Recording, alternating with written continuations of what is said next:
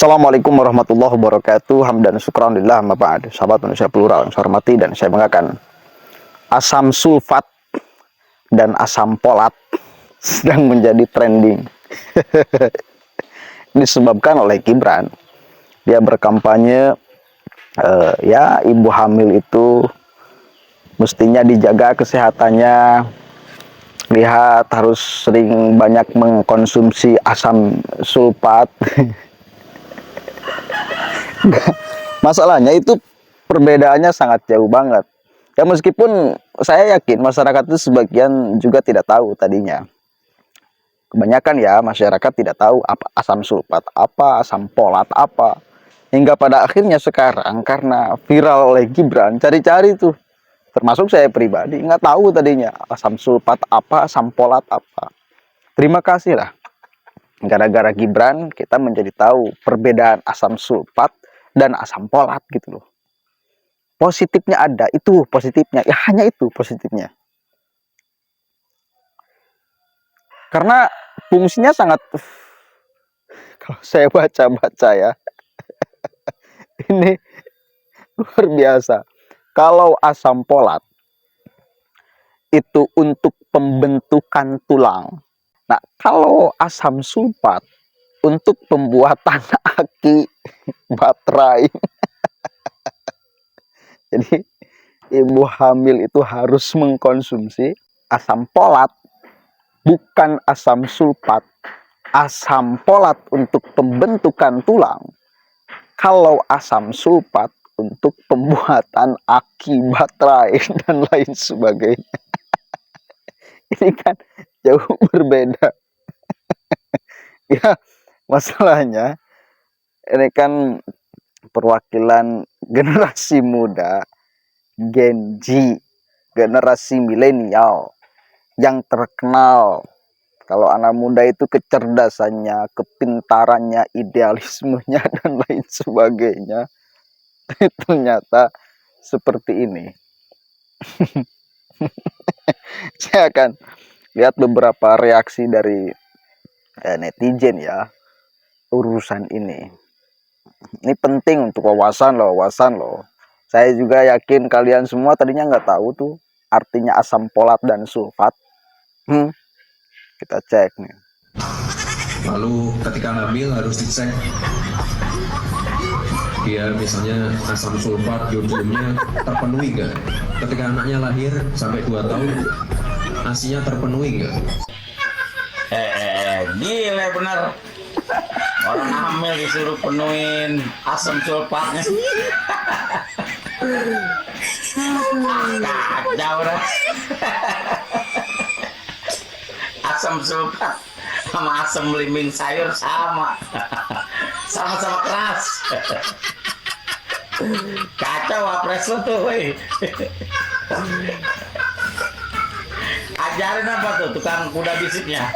Biar kalau diajak debat jadi kagak begitu obrolannya. Katanya kuliah di Australia. Nggak taunya dagang cilok.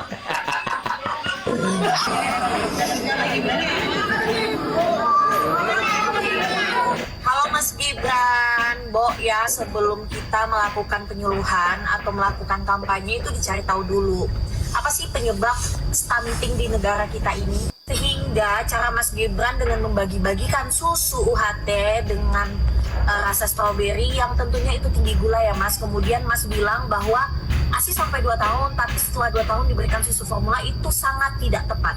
Berdasarkan panduan WHO tentang pemberian makan anak sejak usia 6 bulan itu dikatakan bahwa susu pertumbuhan atau susu formula itu tidak direkomendasikan lagi kepada anak.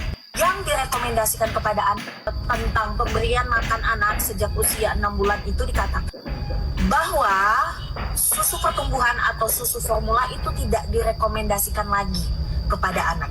Yang direkomendasikan kepada anak adalah makanan padat, terutama protein hewani untuk mencegah stunting. Sehingga saran aku ya Mas, sebagai dokter konselor MPASI, lebih baik Mas sebelum melakukan kampanye tentang stunting, dicari tahu dulu ilmunya. Oke. Ya, beli Big Sun Sayur calon pemimpin belum cukup umur dibantu sang paman karena pasal dia yang mengatur. Disusul dengan debat yang menghilang bak dikubur. Seperti tak siap hadapi lawan untuk tempur. Bimbing sayur tak pernah berhenti bertindak sesuka hati. Walau halangan rintangan membentang, tak jadi masalah dan tak jadi beban pikiran. Kok ke situ aja? Untuk terkhusus untuk paslon 2, saya ingin menanyakan Abang, mohon izin, apa langkah konkret koalisi Anda untuk meyakinkan pemilih muda bahwa Pak Prabowo itu tidak pernah melakukan penculikan? Jangan kemudian dengan slapstick gemoy ternyata pernah menculik. Gemoy ternyata memilih cawapres dari hasil pembajakan konstitusi. Jangan kemudian gemoy dia pernah menjadi bagian dari sejarah kelam reformasi 98. Terima kasih Bang. Suara anak muda itu. Ya, cewek-cewek ini harusnya dicek untuk punya anemia apa enggak.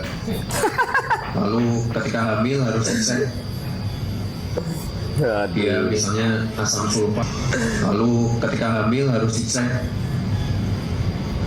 dia misalnya asam sulfat yodiumnya terpenuhi nggak.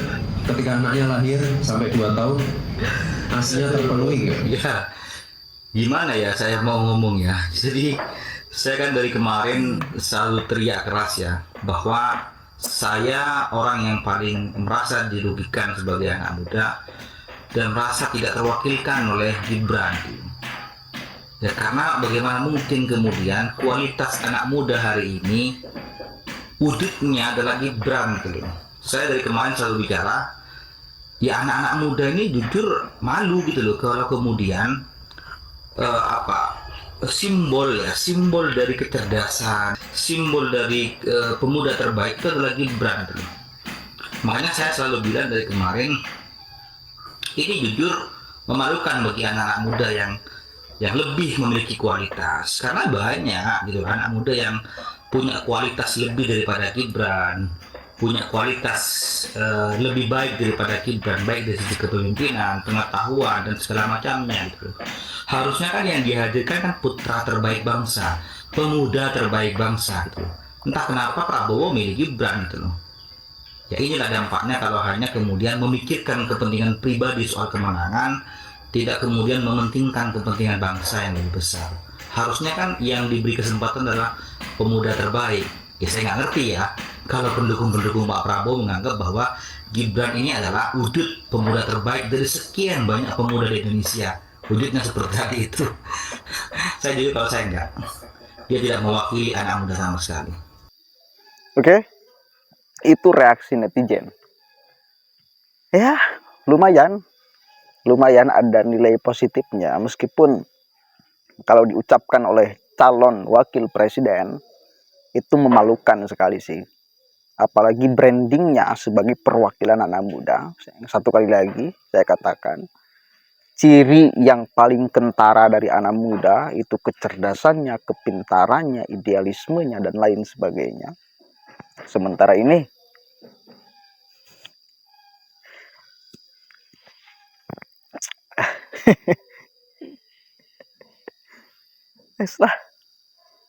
dunia politik. Ada yang menarik itu satu.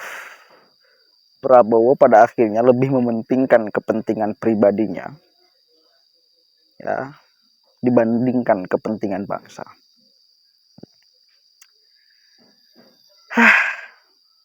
Silahkanlah. Ini kemudian kembali kepada masyarakat kita. Masihkah mau tertarik atau tidak? Ya monggo. Kalau tertarik ya luar biasa kan. Begitu ya. Mudah-mudahan ada manfaatnya. Allahumma muwaffiq ila aqwamit thoriq. Allahu a'lam bishawab. Assalamualaikum warahmatullahi wabarakatuh.